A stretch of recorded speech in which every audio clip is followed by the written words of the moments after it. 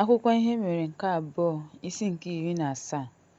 Jehoshafat nwa ya wee bụrụ eze, o wee tinye ndị agha n'ụlọ ya niile wee buso Izrel agha. Jehova bụ ala Juda nọ n'obodo ukwu dị iche iche nke Juda, o wee tinye ndị agha n'ime Efraim nke Esa nna ya weghara bụ Jehoshafat.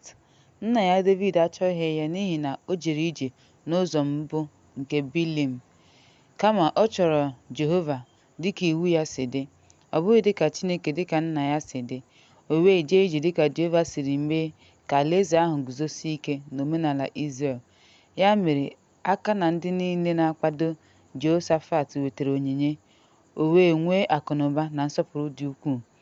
O welitere obi ya n'ụzọ Jehova were n'afọ nke atọ nke ọchịchị ya. O zigara Ben-Hail ya, Obadaya, Zekaraya ndị isi, na Maakaya ka ha zie ihe n'obodo Juda.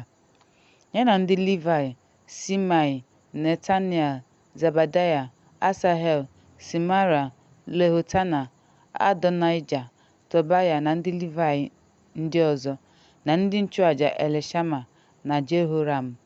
Ha kụziri ihe n'ime Juda. Ha ji akwụkwọ iwu Jehova. Ha na-agagharị n'obodo Juda niile ma kụziere ndị mmadụ ihe. Egwu Jehova dakwasịrị alaeze niile nke mba ndị gbara Juda gburugburu. Ha alụsoghị Jehoshafat ọgụ. Ọzọkwa, ụfọdụ n'ime ndị Filistia wetara onyinye na nsọpụrụ nye Jehoshafat n'olu dara ụda. Ndị Arab wee wetara ya igwe ewu 6,700, ebule 7, na 6,000 n'ime 7,000. Jehoshafat wee baa ọgaranya ma wuo ụlọ elu Juda n'obodo dị iche iche na n'ụlọ nkwakọba ihe. O mere nnukwu ọrụ n'obodo ahụ.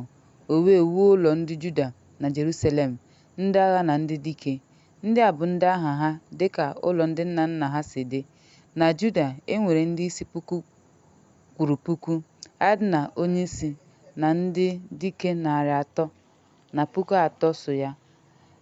Lehohan onyeisi na ndị ikom 240,000 so ya. Amasaya nwa Zikri nọ n'okpuru ya, onye nyere onwe ya afọ ofufo nye Jehova. Ya na ndị dike 200 na 200,000 so ya. Site na Benjamin, Eliada nwoke dị ike, ya na 200,000 ndị ikom ji ụta na ọta. Lehozabad n'akụkụ ya, ya na 100,000 ndị ikom na 40 ndị agha jikere maka agha, ndị na-echere eze. Ewezuga ndị eze tinyere n'obodo siri ike dị na Juda niile.